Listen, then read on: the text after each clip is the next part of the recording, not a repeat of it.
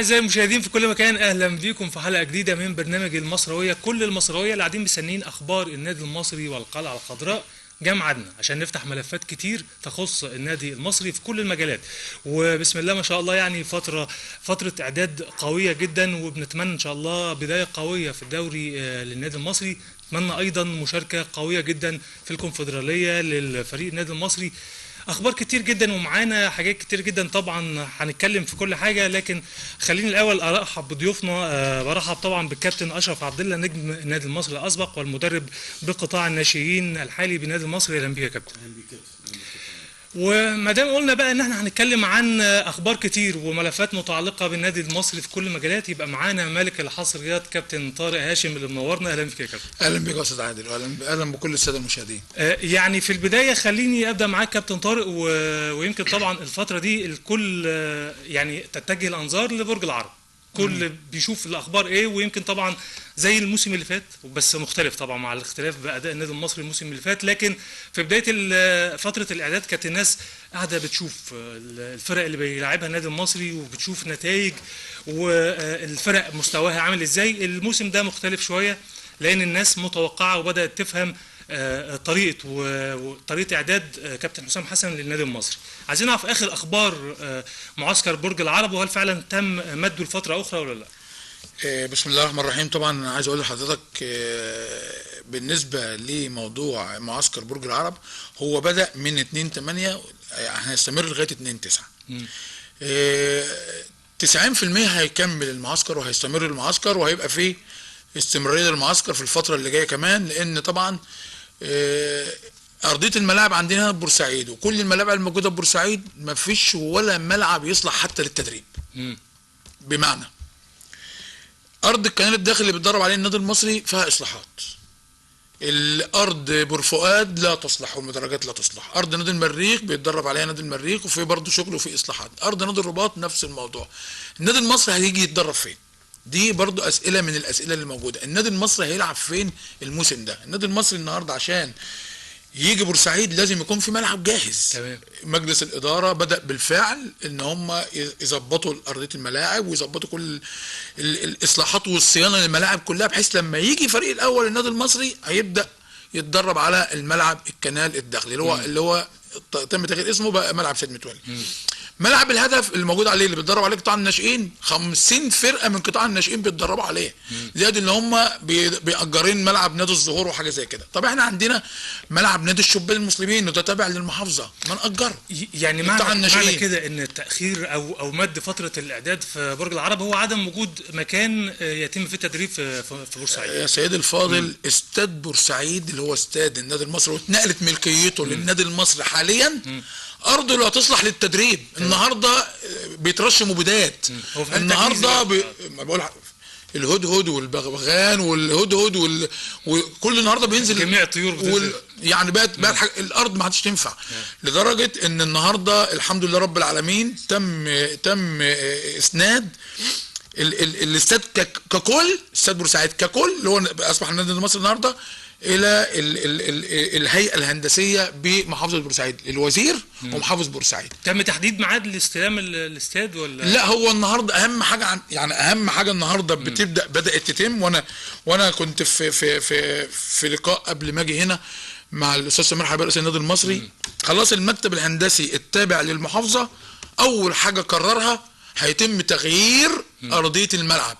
تمام. بقول لك مره تانية اهو، هيتم تغيير ارضيه الملعب. يعني معنى كده ان الملعب ده كان بيتصرف عليه صيانه من الوزاره في الهواء. تمام.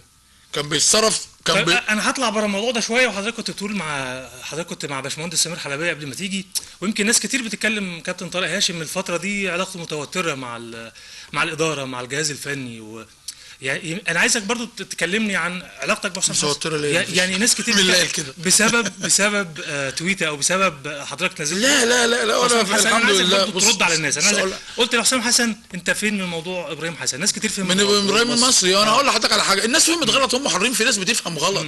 انا ماليش مشكله مع حد. اولا مجلس الاداره الحمد لله بفضل الله انا علاقتي بيه بفضل الله علاقه كويسه جدا، مفيش اختلاف بيني وبين اي حد، وانا ماليش مصلحه في اي مصلحه. تمام. يعني اتعرض عليا قبل كده زي ما قلت لك ان انا امسك مدير علاقات عامه، رفضت. احنا عارفين علاقتك اتعرض عليا جيدة ان انا جداً اكون موظف جوه النادي المصري، انا مش رفضت احنا الاسباب. عايزين نقول برضو للجمهور، يعني في اوقات كتير كابتن طارق بيبقى معانا وعايزين نكلم كابتن ابراهيم او كابتن حسام، كابتن طارق هو اللي بيخلينا نعرف نتكلم معاهم ونتواصل معاهم يعني. يا استاذ عادل، علاقتك جيده بالجهاز الفني الحمد لله رب العالمين، اكتر واحد مساند للنادي المصري في الفتره الاخيره. انا ما بحبش اقول الكلام ده حتى للجهاز، الحمد لله رب العالمين. يعني حتى الازمه بتاعه المحله انا كنت موجود في اسماعيليه هنا، كنت مساند للكابتن حسام والكابتن ابراهيم والجهاز الفني كلهم والكابتن بدر والكابتن وليد بدر والكابتن حسن مصطفى، كنت موجود. اخد بال حضرتك 3 4 ايام اللي هم كانوا هنا كنت موجود، وماشي الساعه 4 الفجر كنت موجود مع مجلس الاداره ومع الناس اللي كانت محبه والكلام ده كله. اخد بال حضرتك في البعض الحقد والغل بقى، انا والضرينه والكلام ده انا ماليش فيها اصلا عادل. انا قلت انا ليه قلت كده يا كابتن حسام؟ ليه قلت ده اللي احنا عايزين نعرفه. ليه قلت كابتن حسام حسن فين من موضوع ابراهيم المصري؟ ليه قلت حاجه زي كده؟ اولا اقول لك انا قلت كده ليه. انا عارف علاقه ابراهيم بالكابتن حسام، وعلاقه قويه جدا وعلاقه حميمه جدا وعلاقه مش عايز اقول لك يعني. كابتن حسام لما خرج من الازمه اللي كان فيها بتاعت المحله واتكلم معانا وقال انا مش هسيب الاولاد اللي مطلوب لهم ضبط واحضار، ومش هسيب الاولاد، ومش هسيب الكابتن ابراهيم المصري، ومش هسيب بورسعيد، وانا بحب بورسعيد، ووقفت جنبي وعملت جنبي وعمل والكلام ده كله. فانا لما مدام ابراهيم واخوه بتاعه واخوه مصطفى كلمني قال لي ده ابراهيم المصري تعبان جدا في السجن اللي في وادي النطرون، والحكايه والروايه والقانون والبتاع والحكايات، فقلت ان استعين بقيمه وقامه تمام بالكابتن حسام. قلت استعين براجل ملاعب جرب الظلم، جرب الظلم والظلم في موضوع صغير.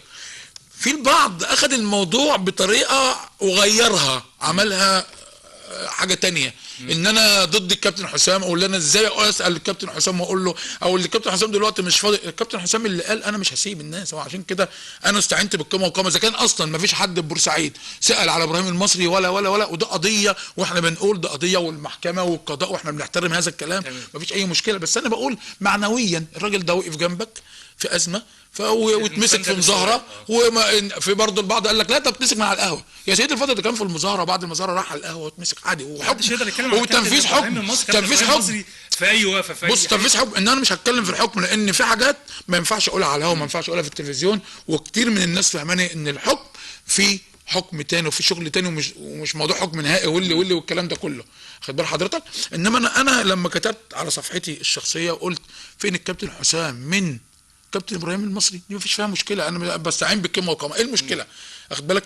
كابتن حسام وصلوا الكلام وكل حاجه وصل، انما انا فوجئت ان في يعني واحد انا مش هذكر اسمه عشان ما اشهروش قوي، يعني عامل صفحه كده كاتب عليها مش عارف ان التوأم، وحول الفيلم وحول الموضوع وعامل قال لك انا بعمل فتنه، وانا فتنه ايه يا عم الحاج انت؟ فتنه ايه اللي انا بعملها وكلام ايه ده؟ انا اكتر واحد وقفت جنب الكابتن حسام، اكتر واحد لما راح في القناه عندنا في دريم، واكتر واحد في حاجات كتيره وازمته في المحله واتعمل. وانا يعني مش عايز اقول لك انا اللي اقترحت على الكابتن حسام، ما كانش عايز يتكلم، ولا الكابتن ابراهيم ما كانش عايز يتكلم في الانت فيه اما احمد جمال لما قلبوا الدنيا على.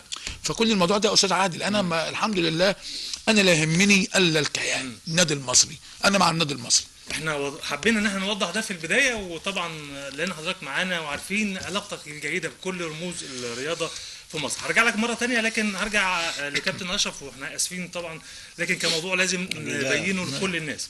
يعني انا بما اننا ذكرنا كابتن ابراهيم مصري، ويمكن حضرتك طبعا عشره عمر مع كابتن ابراهيم، انا عايزك توجه له كلمه بس في البدايه كده، طبعا وكلنا طبعا بنسانده معنويا كابتن ابراهيم المصري. يعني في الحقيقه الكابتن ابراهيم المصري احد رموز الكره في بورسعيد، محدش ينكر ده، بل اضيف للكلام ازود يعني ان ابراهيم المصري ضحى بحاجات كتير انا اعرفها، في ناس كتير ما تعرفهاش. ابراهيم كان قريب مني جدا بحكم ان احنا يعني المنزل بتاعنا يعني جنب بعض، علاقتنا ببعض من واحنا صغيرين كانت يعني علاقة وطيدة، علاقة فيها محبة واخوة. ابراهيم يعني ضحى بحاجات كتير قوي عشان النادي المصري. زي ما حضرتك عارف يعني بورسعيد كلها زعلانه من اللي حصل للكابتن ابراهيم. كابتن ابراهيم برضو في سن، في اسره وفي اولاد، واولاده كبروا، والقصه بتاعت القضيه يعني فات عليها عمر مش سنين، لا ده فات عليها ما عمر، هي دي الازمه فات عليها عمر يعني. دي الازمه، لكن ومع يعني ذلك احنا لا دخل لينا احنا حاسين ان في الاحكام القضائيه، لكن نتمنى ان الازمه تعدي على خير. في خفيه، يد خبيثه، يد ملعونه. التوقيت كان غريب بس. لا يد ملعونه مم. ويجب قطعها. مم. يعني أودت بإبراهيم المصري إلى سجن وادي النطرون، وجعلت أسرته تعيش في جحيم. أتمنى إن الموضوع يخلص على خير، لأن إبراهيم ما يستاهلش. الرياضيين يساندوه إزاي؟ إبراهيم ما يستاهلش كده. يعني هي قصة قضائية. يعني أنت، احنا بعيدا عن القضاء، احنا بنتكلم من المسانده المعنويه. انت يعني مش هو هيبقى شغل معنوي ان انت، وده بيحصل في بورسعيد لان ابراهيم محبوب اصلا من الجميع.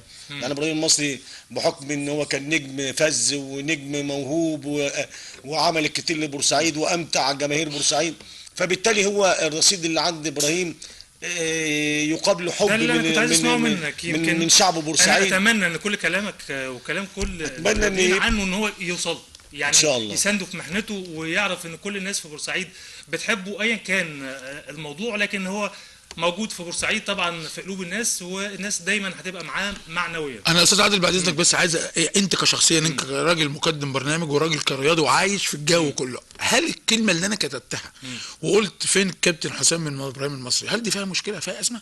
لا ده بصفتك انت راجل يعني انا شايف ان انت بتثير بس تساؤل لكابتن حسام حسن.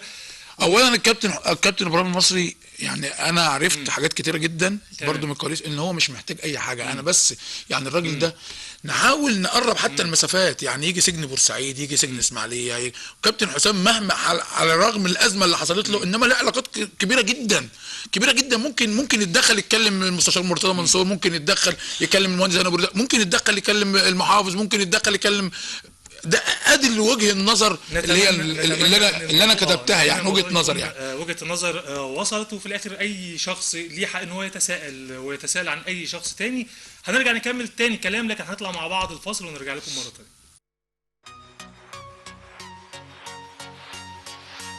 فرصة عمل. لو عاوز تشتغل ومش عارف تروح فين، لو معاك CV ومش عارف تقدمه في أي مكان، لو ما عندكش مهنة هنقدر ندربك. تعالى فرصة عمل. اتصل من أي محمول على 4510 أو 0900 9310 من أي تليفون أرضي، أو ابعت رسالة على 94 456. فرصة عمل، هتشتغل يعني هتشتغل. الله، مكان جميل. انت هنا وانا بدور عليك. اوعى تكون اشتريت حاجة جديدة. ايش فهمك انت في الشغل؟ انا امبارح اشتريت استوديو علي ثاني. لا طبعا، هو انا غبي؟ ده راجل طيب باع لي كل مكن الري بتاع مصر. ليه بقى يا سيدي؟ علشان قد ميه لاهل البلد زي ما هم عاوزين. فكرة كويسة، بس انت عارف ان نصيبنا في الميه محدود، علشان كده المزارعين لازم يعملوا حساب كل نقطة مية. وايه تاني بقى يا اخويا؟ وكمان ما يغرقوش الارض بالمية، لان المية الزيادة بتبوظ الارض والمحصول. المية راس مالنا لينا احنا وعيالنا، هنصونها بعينينا والدنيا تحلمنا. المية راس مالنا لينا احنا وعيالنا.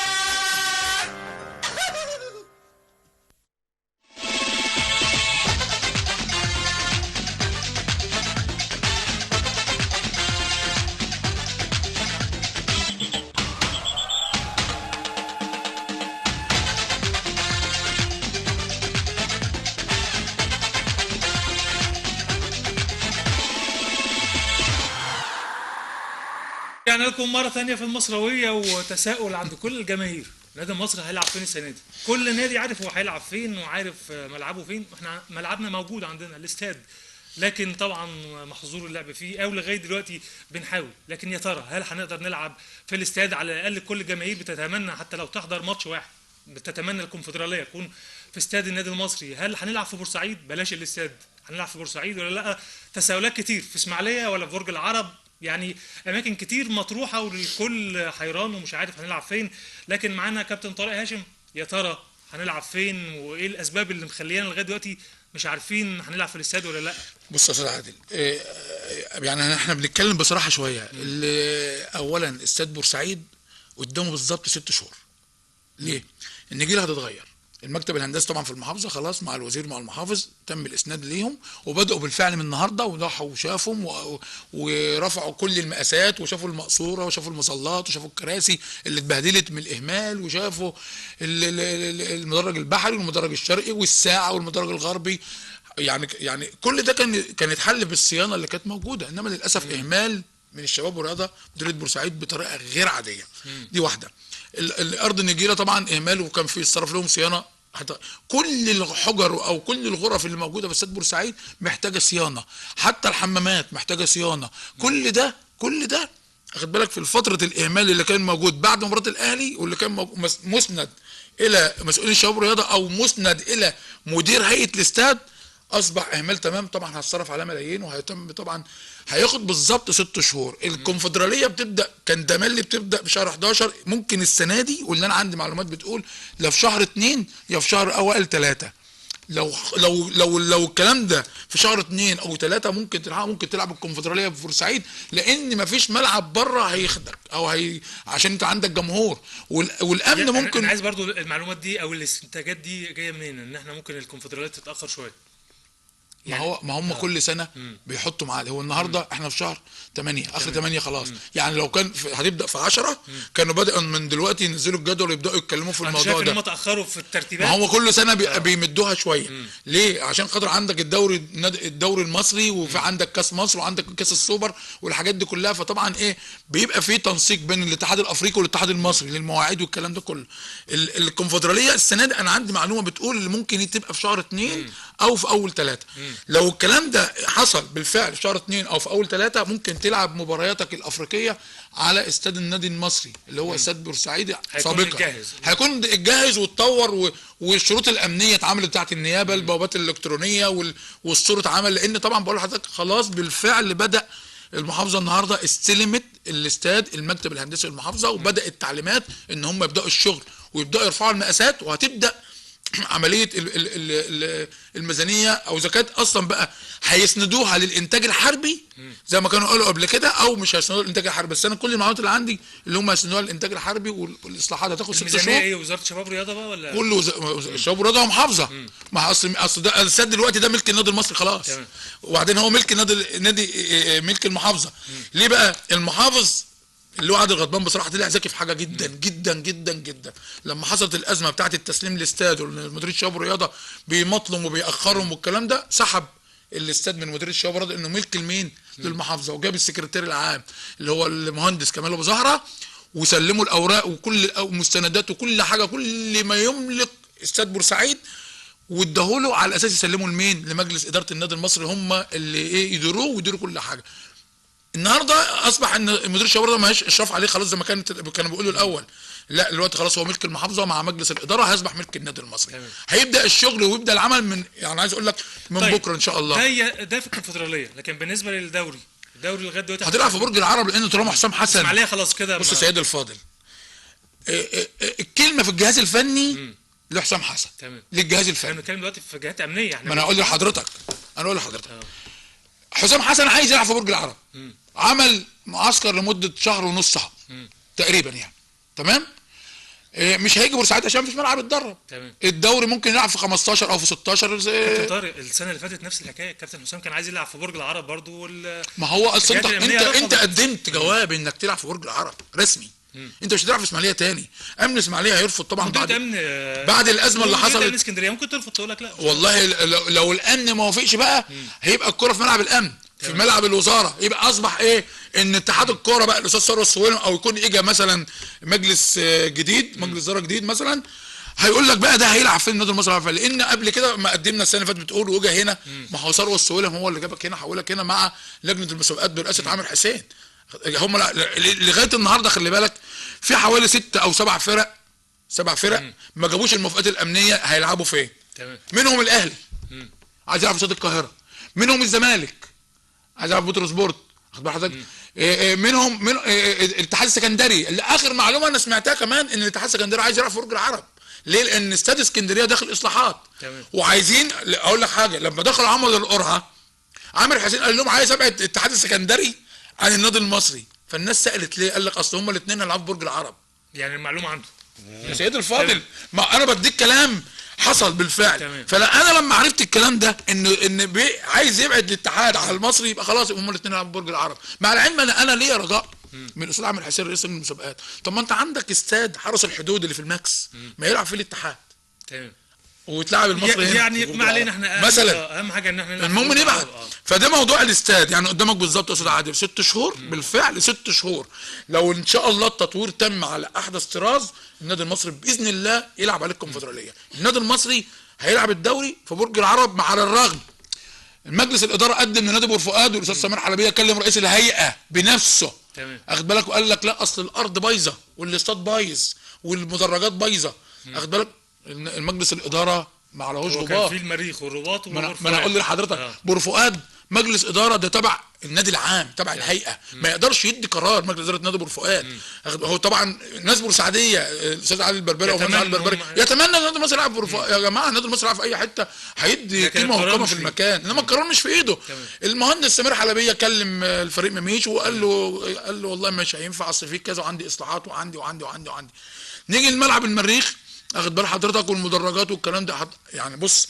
طيب كابتن طارق معانا استاذ سمير حلبيه، يعني لا يفتى، واستاذ سمير معانا على التليفون. لا يفتى طبعا. أيوة. هو رئيس النادي، وهو اللي طبعا اللي اهلا بحضرتك استاذ سمير رئيس مجلس اداره النادي المصري. اهلا بحضرتك. اهلا بيك اهلا بحضرتك. معايا كابتن اشرف عبد الله وكابتن طارق هاشم. اهلا اهلا بيك يا استاذ سمير، اهلا بحضرتك. شباب النادي المصري دول. ربنا يخليك يا باشمهندس، ربنا يخليك يا باشمهندس. استاذ سمير، كنا لسه بنتكلم عن النادي المصري هيلعب فين، ان كان في الكونفدراليه ولا ان كان في الدوري. كابتن طارق كان بيتكلم عن مجهوداتك والمخاطبات اللي حضرتك وجهتها ان كان للرباط او ان كان لبور فؤاد، لكن عايزين نعرف من حضرتك يعني الاقرب النادي المصري هيلعب فين، الكونفدراليه والدوري. والله احنا بعتنا لهم ان احنا في 3 نوادي في بورسعيد او برج العرب. ده البديل بتاعهم برج العرب. تمام. فلسه ما حدش رد علينا. يعني اول حاجه قلنا الاستاد عندنا وده طبعا املنا وامل الجمهور المصري كله ان هو يلعب على الاستاد طبعا. وتاني حاجه عندنا نادي بور فؤاد، وعندنا نادي تاني، وعندنا برج العرب. لكن اسماعيليه ما بقتش مطروحه في الموسم ده. والله احنا ما طرحناش اسماعيليه خالص الموسم ده. تمام. وبعدين في الاخر كله متوقف على الموافقات الامنيه يعني. تمام. كابتن طارق بيسالك، هي بور فؤاد وافقت الاداره؟ هي بور فؤاد يعني بيجددوا في النادي بتاعهم، لكن هم طبعا بور فؤاد والنادي المصري، اي نادي في بورسعيد طبعا بيعتبر ان النادي المصري ده جزء منه يعني، فما فيش عندنا مشكله مع اي نادي في بورسعيد يعني. تمام. يمكن برضو بنتكلم، وكابتن طارق كان اثار نقطه مهمه جدا، وهي فكره التدريب على في بورسعيد. يمكن طبعا علمنا بمد المعسكر في برج العرب، لكن بعد عوده الفريق لبورسعيد يمكن هتبقى في ايام قليله قبل بدايه الدوري، لكن الاماكن المخصصه لتدريب الفريق الاول في بورسعيد هتبقى فين؟ ان شاء الله احنا عندنا بنحاول دلوقتي ان احنا نتدرب على الاستاد، لان حتى السيد الوزير قال نتدرب على الاستاد، لكن هو في موضوع قانوني كده بنحاول نخلصه مع المحكمه. تمام. وان شاء الله يخلص قريب قوي ان شاء الله، ويبقى تدريبنا على الاستاد ان شاء الله. مش هيبقى في اعاقه للتجهيز؟ يعني احنا عارفين برضو هيخش في مرحله تطوير وتجهيز. احنا جاهزين لاي حاجه ممكن تتعمل في الاستاد، اهم حاجه ان احنا ناخد موافقه ان احنا نتدرب على الاستاد بتاعنا. استاذ سمير، يعني دلوقتي ارضيه الملعب صالحه للتدريب ولا انا عارف عندي معلومات ان النجيله كلها هتتغير والارضيه بايظه والاستاد بايظ. انت طارق بتقعد تدور وتفتق في الحاجات اللي هي مليانه عيوب، انا عارف. لا والله احنا بس عشان نطمن الجمهور استاذ سمير، بس لان انا عارف ان بقاله 4 سنين مقفول طبعا، فمفيش صيانه في الارضيه، فالارضيه كلها عايزه تشتغل وتتغير بتاع الاستاد. يعني الارضيه هتتغير يا استاذ سمير ان شاء الله باذن الله تعالى. طب لما الارضيه تتغير وكان ما هيصبح دلوقتي برضه عندنا الكراسي المقصوره بايشه ودابت، وعندنا كراسي يعني الاستاد كله هيخش يعني الاستاد او دخل تطوير يا استاذ سمير، صح؟ لو ادونا ان احنا نشتغل هيبقى في خلال شهر ان شاء الله باذن الله جاهز للعب عليه. يا ريت للعب والتدريب. احنا جاهزين، لكن هو ده بالنسبه للارضيه، انما ككل الاستاد ككل ياخد له مثلا 4 شهور او 5 شهور او 6 شهور. والله يا ترى هو ياخد له 5 شهور 6 شهور، بس لو هم قالوا لنا ان احنا هنلعب على الاستاد احنا في شهر هنخلص. انا عارف ان انت بتضغط نفسك انت عامل برضو نفس الكلام ده طيب. في الملعب برضو الفرع بتاع الضواحي. استاذ سمير، يعني عايزين لا، في ختام المداخله معاك، حضرتك شايف في امل ان النادي المصري يلعب ان شاء الله على استاده الموسم دوت، كونفدراليه او دوري ان كان فتره معينه، مش كل الكونفدراليه مثلا، مش كل المواجهات؟ النادي المصري في المركز الثالث السنه اللي فاتت في الدوري اللي فات، وطبعا خرجنا من الكاس لظروف يعني ظروف غصب عن الفريق وعن الجهاز الفني. تمام. وان شاء الله السنه دي هنبقى في مركز كويس ان شاء الله باذن الله، واحنا جاهزين ان احنا نلعب في بورسعيد في اي وقت. تمام. اي منفعات امنيه تخلص احنا جاهزين ان احنا نلعب في بورسعيد في اي وقت. تمام. ختاما استاذ سمير حلبيه، يعني يعني عايز اقول لحضرتك مجهود حضرتك ومجهود مجلس الاداره والكلام ده كله، انما يعني في سؤال كل بورسعيد بتساله، وانا جات لي معلومه ان يعني النهارده انتوا جددتوا لاحمد كابوريا بس مكتمين على الموضوع. طب ليه ما اعلنتوش ان انتوا جددتوا لاحمد كابوريا لمده سنتين، وانت يا استاذ سمير رئيس مجلس الاداره والناس كلها بتطمن من حضرتك، وانت دلوقتي كل بورسعيد سامعاك؟ في حاجات بتبقى ما ينفعش تفصح عنها في الوقت ده، لكن الجدد لاحمد كابوريا جدد لاحمد كابوريا. يعني تم التجديد لاحمد كابوريا زي ما قلت، ودي معلومه اكيد عندي. هو ده خبر ما عادش حد يقول لك حاجه بقى يا طارق خالص، انت طالما انت يعني لا ده انت فرحتنا. طارق شقي يا استاذ حاج سمير. لا كل مره هنجيب لك كابتن طارق عشان نعرف منك الاخبار المستخبيه. استاذ سمير بصراحه يعني حضرتك يعني رئيس مجلس اداره نموذجي. انت كل اللي انت عملته اللي انت يعني بدون نفاق وبدون رياء، وصدقني اقسم بالله العظيم وانا طالع الحج ان شاء الله يوم الجمعه باذن الله، وهدعي للنادي المصري وبورسعيد واهل بورسعيد ولحضرتك وكل الناس. انا عايز اقول لحضرتك من كل قلبي انا بشكرك، لان انت فعلا رجعت. عشان انت بتحبني يا طارق بس. لا والله انا والله ما بجاملك، والله ما بجاملك والله. رجعنا بالسلامه ان شاء الله باذن الله. ربنا يخليك. بس انت عملت طفره انشائيه، عملت طفره انشائيه جامده جدا اللي عمله جدا في موسم لا يخفى صراحه يعني ان كان مشجع للنادي المصري ولا لا، ونتمنى المزيد يا استاذ سمير. الحقيقه اللي يبقى بورسعيدي ويبقى معاه جمهور زي شباب بورسعيد الجميل ده يبقى لازم يعمل كل حاجه يقدر عليها.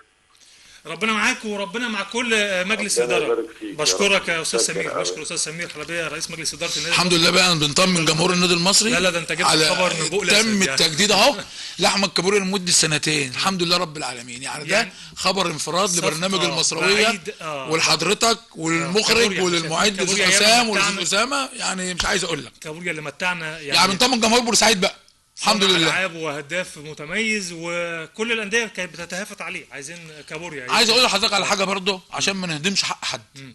كابتن وليد بدر الراجل المدير الاداري وكابتن محمود جابر اداري الفرقه بيعملوا مجهود جامد جدا جدا جدا جدا جدا في الفرقه بتعليمات من مين؟ من كابتن ابراهيم حسن مدير الكره. النهارده لما احمد كابوريا يتم، الناس ديت هي اللي قعدت مع احمد كابوريا وهي اللي حصل مع كل حاجه. برضه انا عشان على الهوا برضه بعزيه وبقول له البقاء لله. انت الخبر وصل لك منين؟ معلوماتي والله بس انا هقول لك على حاجه. كنت متاكد بس ما قلتش يعني. انا متاكد وما رضيتش اكتبه وما رضيتش اكتبه على صفحتي وما رضيتش اكتبه خالص وما رضيتش اعمل اي حاجه خالص بامانه.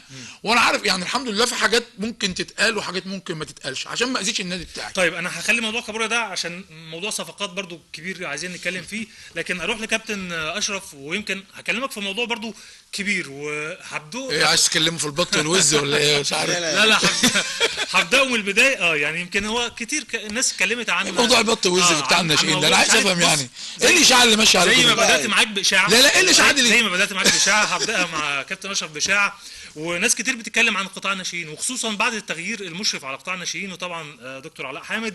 ناس بدات تتكلم قالت ما هو معنى كده ان هو كان في فساد في قطاع الناشئين عشان كده غيروا وجابوا حد مسؤول من بره من بعيد. المحافظ هو اللي خلاه وكلفه ان هو يبقى مشرف على قطاع الناشئين. انا عايزك تكلمنا عن قطاع الناشئين ويعني كده بالنتائج. قطاع الناشئين هل هو فعلا فاشل ولا ناجح؟ والله قطاع الناشئين قطاع محترم طول عمره. قطاع الناشئين النادي المصري من انظف وانجح قطاعات الناشئين في قطاع الكره في مصر. بدليل الموسم اللي فات يا استاذ عادل محمد اسامه تمام. محمد اسامه. انتاج قطاع الناشئين بالنادي المصري. بورسعيدي. محمد مجدي. احمد عبد الفتاح. عبد الرحمن الحارس. سامي مشى ده. سامي اللي هو مش بس عندك احمد عبد الفتاح فريق اول. عبد الفتاح. احمد جمال في واد اسمه احمد جمال برضو ده. ماشي، ما انا هرد عليك برضه يا كابتن. ما كل الكلام ده كان حضرتك بتقول انتاج السنه اللي فاتت، الموسم اللي فات اللي هو كان من قبل كده كان موجود. الناس اللي بتتكلم عن الموسم ده. الموسم ده لسه ما بدأش يا كابتن. قطاع يعني قطاع الناشئين، ما الناس بتتكلم عن فرق الشباب والمجاملات، فرق الشباب مجاملات مع المدربين ومجاملات مع بعض. بص يا كابتن عادل، بص ايا كان، بص بعيدا عن فكره زي ما كابتن طارق بيقول بطل وزع، احنا في بورسعيد ما فيش عندنا الكلام ده يعني. يعني احنا مش هنرجع لايام القريه ايام زمان يعني. اسمح لي يعني ده كلام سفه. يعني اللي يتكلم في حاجات كده يعني انا اسف يعني ده كلام. طب بلاش نتكلم في أنا البطل والوزع. عايزك- لا بلاش نتكلم في البطل والوزع. عن المدربين. لا انا عايزك تتكلم عن المدربين. طب ايه موضوع طنطا ودمياط اللعيبه اللي عندكم اللي انتوا قاعدين تجيبوها وقاعدين انتوا محله وماشي لعيبه النادي لا المصري؟ يعني انا في البدايه بس المدربين يعني هو اكتر رد نتكلم عنه المدربين هل هم في مدربين جداد جم من حته ثانيه؟ شوف المدربين اللي في القطاع قامات كبيره اخلاقيا وفنيا. كابتن محمد علي هاشم طبعا. الاستاذ ماشي. اشرف عبد الله. كابتن سعيد ابراهيم. مجموعه شباب. كابتن هيثم الشامي. كابتن ابراهيم العربي. كابتن بيدو الجعبري. كابتن احمد نبيه. مجموعه كبيره من المدربين افاضل ومحترمين. كابتن اشرف عبده. كل الناس محترمه وكل الناس بتشتغل. كلهم من ابناء النادي المصري. كلهم من ابناء النادي لعبوا كوره في النادي المصري. كلهم مثلوا النادي المصري كلاعيبه كوره. وشباب محترم وشباب زي الفل. يمكن ما فيش حد كبير. الكابتن محمد عيد هاشم يليه اشرف عبد الله يليه سعيد ابراهيم. دول مجموعه يعني نقول عليهم الكبار اللي هم الخبرات اللي موجوده. زائد بقى مجموعه الشباب اللي انا قلت لحضرتك عليهم. ففي مزيج الموسم ده حصل ما بين مجموعه خبرات وكفاءات تدريبيه كبيره، زائد مجموعه الشباب اللي هم دخلوا اللي هم الدم الجديد اللي ضخوا مجلس الاداره وكان ليه رؤيه وكان ليه سياسه ان يجب ان انت يبقى في مجموعه من الاجيال الجديده ودم جديد يخش في قطاع الناشئين، وحصل السنه دي. كلام انا عارف مغزاه ايه. طب تفسر بايه تغيير الاشراف على لا انا بس يعني الكلام معناه مفهوم ومعناه معروف واساليب يعني رخيصه. انا ما احبهاش. طب هيكون مين المستفيد بعيدا عن الاسماء يعني؟ المستفيد مجموعه من الاخوه اللي بره القطاع عايزين يخشوا القطاع مكان الناس اللي موجوده في القطاع. يعني لو اصحاب الناس اللي بدون عمل اللي هم ما بيشتغلوش. لا استنى اتفضل يا استنى بعد اذنك. اتفضل يا كابتن. بتتكلم يا كابتن كلام وبتعديه كده. لا انت اتفضل. دلوقتي تقول ازمه ايه الكلام اللي بيحصل من بره ده؟ بتقول ايه يا كابتن؟ هو بيتكلم على اساس ان في بعض الكباتن او بعض يعني الناس اللي عايزين الناس اللي يدربوا في النادي بتتكلم المصري. الناس اللي عايزين بتتكلم يزيدوا على طب اللي موجود على الساحة. مين ما اشتغلش في النادي المصري من الناس اللي موجوده بره؟ في مدربين كتير مش شغالين. لا في زي مين يا شغالين. كابتن؟ لا مش زي مين. لا يعني في هو كابتن ناس طارق كتيره قصده مين ما بره. بيشتغلش. اللي بيشتغل. هو بيتكلم ما انا عايز اعرف مين اللي ما بيشتغلش في النادي او مين موجود في بورسعيد. ما الناس كلها في ناس بتشتغل بره بورسعيد، في قطر، يعني انت في السعوديه، تمام. في دبي. ما في ناس كتير في قطاع ماشي. بورسعيديه شغالين بره. حسام حمزه، ما انا قلت اسماء، ابو الوفا، مجموعه كبيره. تمام. واخد بالك مين بقى اللي موجود او ايه القصه او ايه المشكله؟ انت شايف ان مفيش حد من بورسعيد ان هو يطمع ان هو يشيل حد من مكانه عشان يدخل مكانه؟ ده كلام انا شايف ان لو مجلس الاداره مجلس اداره يعني النادي انت المصري ترى- لا، شايف لحظة، ان الكابتن لحظة. اشرف عبد الله، على فكره عايز اقول لك على حاجه، انا مش بجامل اشرف تمام. مع احترامي لاي حد. اكتر واحد مدرب فريق اول اشرف عبد الله. كابتن اشرف عبد الله يعني اكتر واحد لعب في النادي المصري في اللي موجود من الناس المنشئين اشرف عبد الله. تغيرت الناس- الادارات وتغير المدربين. شهادات بقول لك اقسم بالله ما انا فاكر الرئه ولا بكلم ما عشان كده الراجل عبد الله طب وكابتن انت أشرف عبد الله النهارده معانا عشان هو اللي احنا واثقين فيه. كل ماشي الإدارات ماشي وكل هو المديرين النهارده بتوع النهارده الناشئين. انت بتدرب كام سنه السنه ده كده؟ 2016 سنه. تمام. وفي ناس بتدرب برضه مش عارف 2003 او في ناس. انما انت النهارده اشرف عبد الله الراجل ما بيقولش كلمه، ما بيقولش بوم. الفرقه دي بتاعتك اوكي، الفرقه دي بتاعتك اوكي. ده اللي انا متابعه في قطاع الناشئين. انما برضه في حاجه برضه بتتردد في الشارع البورسعيدي وفي المقاهي البورسعيديه وفي كل حته، ان المجلس بيسمح ان في لعيبه عندكم بتيجي من المحله ومن طنطا ومن دمياط وبتمشي البورسعيديه. هو ده شيء. ما انت لازم ترد على الكلام يا دوت، كابتن، ما انت هو انت ده اللي في هو- الكواليس مش انا يا هو كابتن حضرتك- عادل. تمام. احنا الأول معنى كنا كده بنتكلم- كابتن، على فكره كابتن طارق دخل بشكل ده المستفيدين ان بعض اولياء الامور هو طارق بيستفزني بس. أيوة. طارق بيستفزني. لا مش بس، طلع مني لا لا, الكلام لا بس. مش بستفزك، بس اصل اللي أنا- جابي. معلش هو ده النهارده كمان لا، مستفيدين أنا- كمان. لا أنا مش بتكلم استفزاز، في- انا بتكلم، ما ده بيتقال على الكابتن حسام وهو بيتقال على القطاع. لا بص يا كابتن طارق. طيب انا هطلع أنا مع بس- بعض، معانا فاصل بس هنطلع لفاصل ونرجع لكم مره ثانيه ونعرف مين تمام. المستفيد وراء هذه الاشاعات او من الصح وراء هذه الاشاعات، ونرجع لكم مره ثانيه. يا زيكو يا زيكو بارك لي على يا شملوت. انا اشتريت السد العالي. اشتريت السد العالي بحاله؟ راجل طيب باعهولي. يا سلام. ايوه، وانا اشتريته علشان احافظ على الميه اللي بيقولوا انها محدوده. ازاي بقى يا شملوت؟ انا هقطع كل الميه اللي جايه من السد العالي. انت اتجننت؟ انت مش عارف ان الفلاحين والمصانع والبلد كلها تستخدم الميه دي؟ عايز تقطع الميه عليهم؟ طب خلاص هديهم شويه ميه. ما ينفعش تشتري السد العالي علشان ده بتاع مصر، وحقيقي الميه محدوده. علشان كده المزارعين لازم ياخدوا بالهم ويخلوا الترع نظيفه ويرووا بالمظبوط. الميه راس مالنا لينا احنا وعيالنا، هنصونها بعينينا والدنيا تحلمنا. الميه راس مالنا لينا احنا وعيالنا.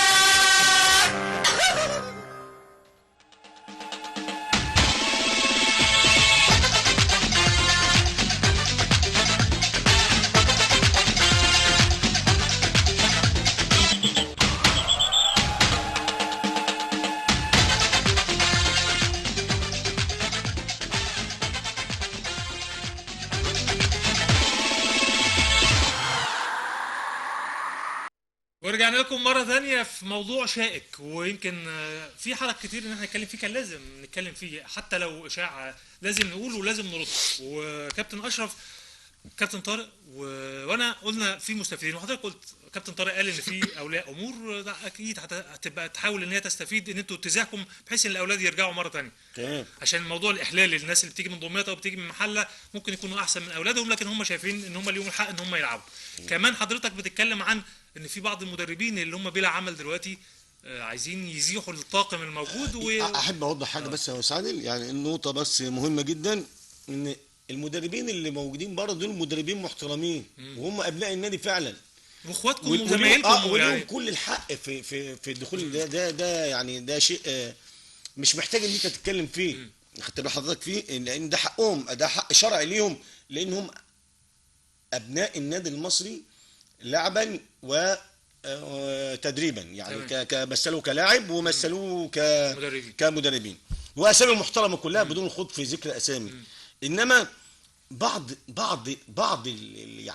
المحبين ليهم، يعني مش كلهم، بتبقى في اساليب انا عن نفسي برفضها. يعني ما ينفعش ان انا حابب فلان يخش النادي كمدرب، كمدير قطاع، كمساعد مدير قطاع، كمدرب حراس مرمى، ان يبقى اسلوب ان انا عشان ادخل واتهكم على الناس اللي موجوده. لا يا اخي، والله لو انت شايف ان فلان الفلاني ده في سلوكيات سيئه، طيب احنا معانا كمان يعني كابتن حسام غويبه رئيس قطاع الناشئين او المدير الفني لقطاع الناشئين. كابتن حسام اهلا بحضرتك.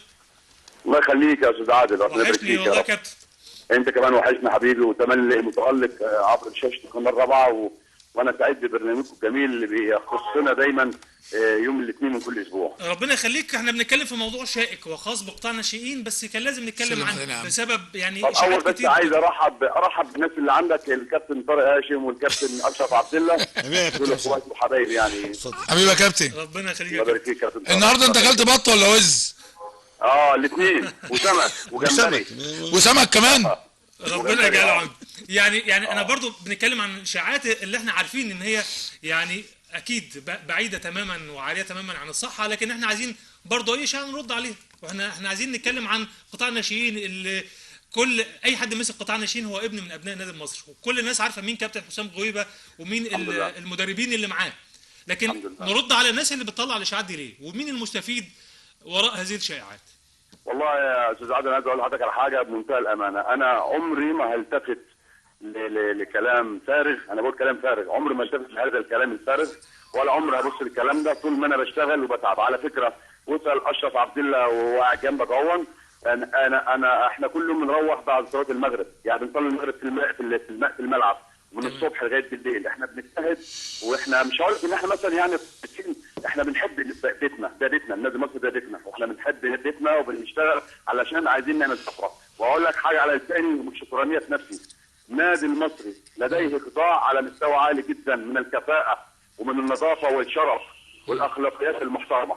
وعلى فكره النهارده لو انت بصيت في قطاع الناشئين هتلاقي توليفه جميله من الخبرات المتمثله في بعض المدربين زي كابتن اشرف اللي قاعد قدامك، كابتن اشرف عبد الله اللي انا بعتز بيه، كابتن محمد عيد هاشم، كابتن سعيد ابراهيم، الكابتن سامي مرادونا، يعني عشان ما ننساش حد انا اسف. طيب كابتن حسام بعد اذنك حضرتك وبعد اذن الاستاذ عادل بس عشان نحط نقاط بس على الموضوع. بعد اذنك كابتن طارق، يعني سيبني كده اقول حاجه. يعني انا عايز اقول بجانب هؤلاء الخبرات الكبيره اللي موجوده دي، انا عايز اقول ان في معانا برضك عناصر من الشباب المحترم جدا جدا جدا وخريج التربيه الرياضيه وممارسه كره القدم لاعبين ومدربين وعندهم خبرات. انا عايز اكتفي برد دلوقتي، لكن ان شاء الله عايزين نفرد حلقه ان شاء الله الحلقه الجايه اكيد تبقى معانا ونرد على كل ده. لكن انا عايز بس اتكلم في تغيير الاشراف على قطاع الناشئين من قبل المحافظ، الرد عليه من حضرتك يبقى ازاي؟ يعني انت شايفه من قبل المحافظ؟ يعني بالنسبه طبعا احنا يعني كتير تداول الامر ان دكتور علاء حامد عين مشرف من قبل ما يتولى المسؤوليه. لا قبل ما يقعد مجلس اداره يعني. الدكتور علاء حامد مشرفا على قطاع الناشئين من قبل مجلس الاداره ومن قبل الحاج سمير حلبيه. وطبعا دكتور علاء حامد عايز اقول حاجه، ده راجل قامه علميه ورياضيه، يعني دي حاجتين انا اعتز بيهم. وعلى فكره لما جلسنا مع كابتن علاء مع دكتور علاء حامد في ناس خدتها على ان هو يعني شايف ان في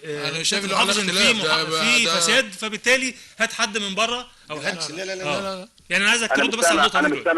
انا مستمع كويس. يعني ناس كتير فسرتها التفسيرات الخاطئه ان دكتور علاء حامد جه عشان يهيكل القطاع مره اخرى.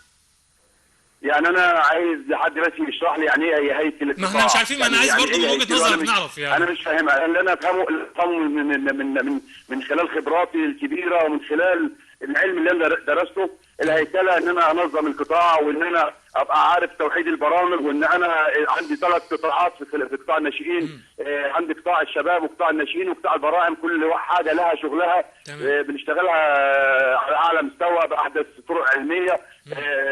بص انا هديك نبذه بس تخص الهيكله.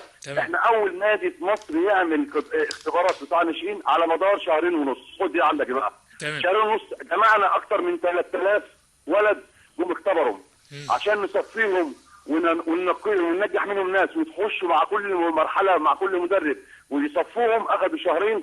احنا طلعنا شويه مواهب. هخلي الناس اللي عندك كابتن طارق هاشم او كابتن اشرف عبد الله يمكن عندهم خبر بالمواهب اللي احنا ابتدينا منها الحمد لله رب العالمين. احنا هندخر بقيه المعلومات اللي عايز اقول لك على حاجه. انا بعتز وسعيد بوجود الدكتور علاء حامد على راس المنظومه بقطاع الناشئين. انجاز التعبير. انا لا يضرني شيء. انا اسمي حسام غويبه مدير قطاع الناشئين، ليا صلاحياتي الكامله، ليا هيمنتي، ليا ملاحظاتي، ليا مشاهداتي، ليا تقييمي، ليا برامجي، ليا كل الكلام ده بمنتهى الحريه من رئيس النادي ومن مجلس الاداره المحترم ومن الدكتور علاء نفسه كمان. تمام. طب كابتن طارق بس عايز ادخل معاك.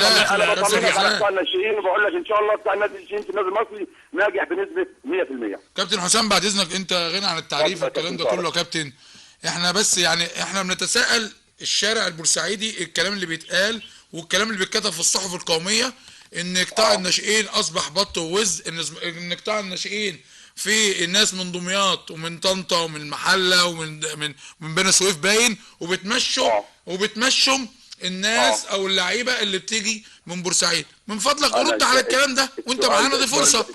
السؤال ده جميل، واي حد غير كان ممكن يقول لي لا تعليق. لا بالعكس، انا مبسوط جدا عشان ارد، وان شاء الله باذن الله زي ما عادل قال كده انا ليا حلقه خاصه حاجه اوضح كل هذه الامور. لا ده احنا نظبط معاك بعد الهوا وتيجي الحلقه الجايه ترد كمان ان شاء الله.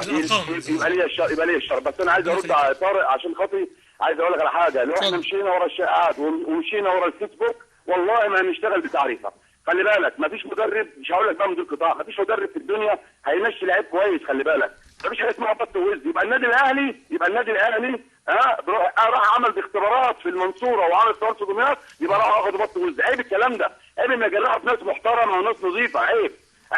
لا، عشان كل ده بيحصل عشان افتراءات شخصيه وعشان ابتزاز شخصي لناس عشان يدخلوا ناس بعينها. انا الكلام ده كله على فكره اول مره انتقل، لان انا عمري ما التفت للكلام ده. طب يا كابتن حسام، انت اخترت كابتن المصري حسام بعد اذن حضرتك، بس عشان وقت الحلقه، حضرتك اخترت لعيبه من دمياط او من طنطا او المحله، لعيبه كويسه يعني هتفيد النادي المصري. طيب اللي يرد على السؤال ده الكابتن اشرف عبد الله عندك اهو.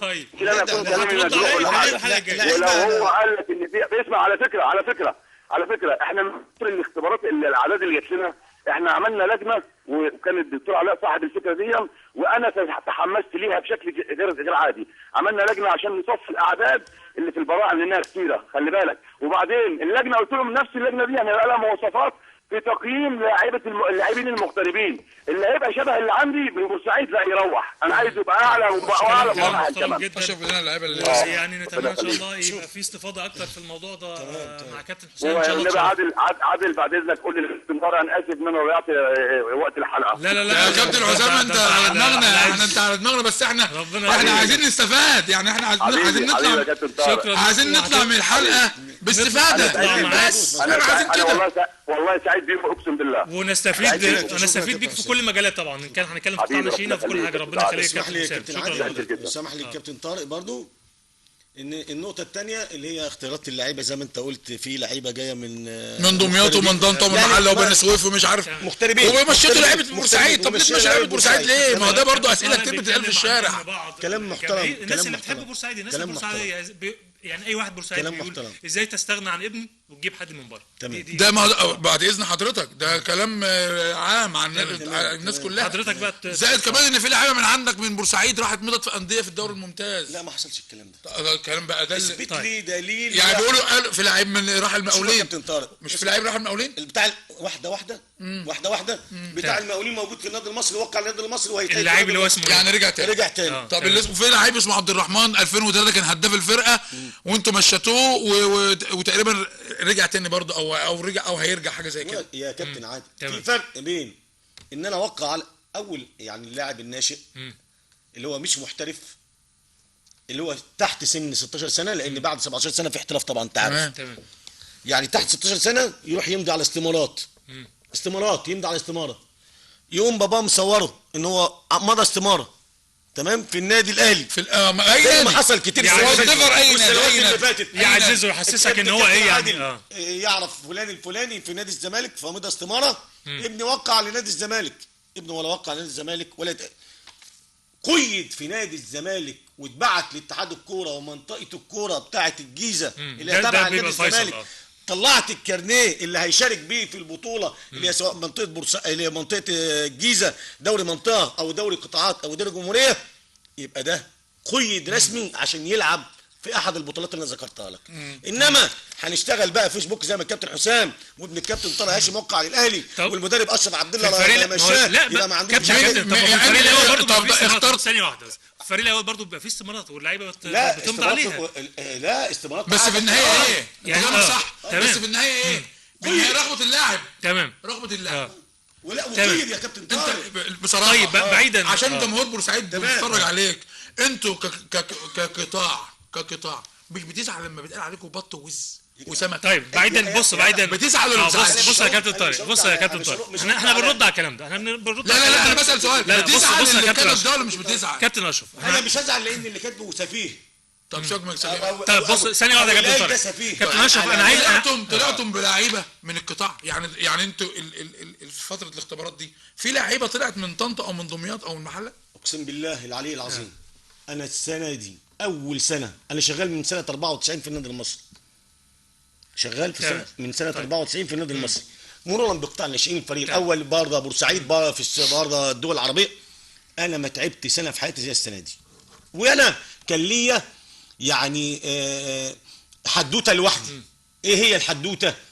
ان انت ماسك فرقه 2000 تمام، تعرض عليا فرقه 2000 فرقه 2000 دي الموسم اللي فات كان من اسوأ فرق النادي المصري، من اسوأ الفرق اللي موجوده في النادي المصري. تمام. فانت محتاج شغل كتير فيها. انت العيوب باينه واضحه زي عين الشمس. العيوب واضحه في ان اختيارات اللعيبه اللي كانت في الفرقه دي دون المستوى، يعني لعيبه قليله. بدات انت تبحث عن لعيبه، هو من طنطا ولا من دمياط ولا من اسوان ولا من اسكندريه، حد في النهايه مصر. عشان نطلع بس يا كابتن طارق، هو انا هجيب لعيب يقيد في النادي المصري كابتن اشرف الا لما يبقى احسن من كابتن اشرف فيما يخص النادي المصري. كابتن اشرف احنا عايزين معقول يا كابتن طارق انا هجيب لعيب كابتن اشرف يا عبد الله، اتفضل يا كابتن. يمكن احنا برضو فيما يخص قطاع الناشئين الموسم اللي فات كان فيه، وحضرتك قلت اسماء يعني ظهرت من قطاع الناشئين وطلعت في الفريق الاول. محمد اسامه زي ما قلنا. الموسم ده التجربه دي ممكن تتكرر تاني ازاي؟ مع وجود بقى المعسكر في برج العرب او اللعبه هيبقى في برج العرب، معنى كده ان فرصه الاحتكاك هتبقى اقل. نقدر نصعد ناشئين مره تانية ازاي او يتشافوا مع الفريق الاول ويقدروا ان هم يتدربوا في الفريق لا الاول؟ طبعا كانت برضه فرصه طيبه لكل القطاع وكل لعيبه القطاع ان الكابتن حسام من خلال تواجده ببورسعيد كان بيعمل سلسله مباريات كل اسبوع مع احد فرق القطاع اللي هي الكبيره اللي هي قطاع الشباب اللي هم 19 17 كان على طول مباريات معاهم، فبالتالي كان بيشوف اللعيبه قدام عينيه المتميزه طبعا. دلوقتي الفرصه دي بقتش موجوده، فكان بيختار منهم وبالتالي اختار محمد اسامه وكان ليه دور، ومحمد مجدي وكان ليه دور، ومصطفى علي كان ليه دور، احمد عبد الفتاح الحارس كان ليه دور. خدت بال حضرتك؟ فدي اعتقد ان الموسم ده لو هم اتمرنوا في برج العرب بصفه يعني باستمراريه هتبقى فرصه ان الكابتن حسام الا بقى من خلال بقى تواصله مع مدير القطاع الكابتن حسام يقدر. لا هيجوا لازم يتدربوا. يعني لا طبعا لا هيتدربوا وهياخدوا. بس في عندك مشكله الوقت يا استاذ عادل، الكابتن اشرف ما اعرفش اخد باله منها ولا لا. القايمه عندك خلاص قفلت 30 لاعب يعني برضه عشان ما نخش على قبل ما نخوض بس انا اسف برضه. يعني انا شفت لعيب 2003 يعني عنده حوالي 12 سنه 13 سنه اسمه كرم، والله ما اعرف اسمه ايه، اسمه كرم، موهبه. تمام. ده منين ده؟ ايه الموهوب ده؟ منين؟ ايه الموهوب؟ قاعد جنب بلده ايه يا كابتن؟ قال لي ملاوي. لا منين؟ يعني ملاوي. شفت كابتن طارق قال ايه؟ قال لي ملاوي. وده الكلام اللي احنا كناش عايزين نقوله. لا كنا بص، لا كنا نتمنى لما نقول قطاع الناشئين النادي المصري يبقى معروف ان هو بورسعيد، عشان فكره اللي في عندك مين تاني؟ حرام ان حد من اسماعيليه. طب انا الاولويه لبورسعيد. انا شفت اسماعيليه فيها الاسماعيلي. انا شفت امبارح المحله في المحل. انا شفت امبارح مواليد 2009 والدكتور علاء حامد طلب تشكيل لجنه فنيه انا احد افرادها تقيم كل فرق، كل لعيبه القطاع، كل لعيبه القطاع تقيمها اللي هم مش متأيدين، يعني اللي هم لسه ما سجلوش في القايمه. فبدانا ب 2009 قاعد الكابتن حسام، قاعد الكابتن محمد هاشم، قاعد اشرف عبد الله، شفنا لعيب مش 2009 لا ده 2010 يعني اصغر من المرحله بتاعته بسنه. يعني استفدتوا من الموضوع من اسماعيليه، يعني استفدتوا من اسماعيليه لعيب موهوب بطريقه لا تتخيلها. من اسماعيليه اروحه على اسماعيليه اقول له لا النادي المصري مش محتاج. لا طبعا لا اديك قلت لا طبعا.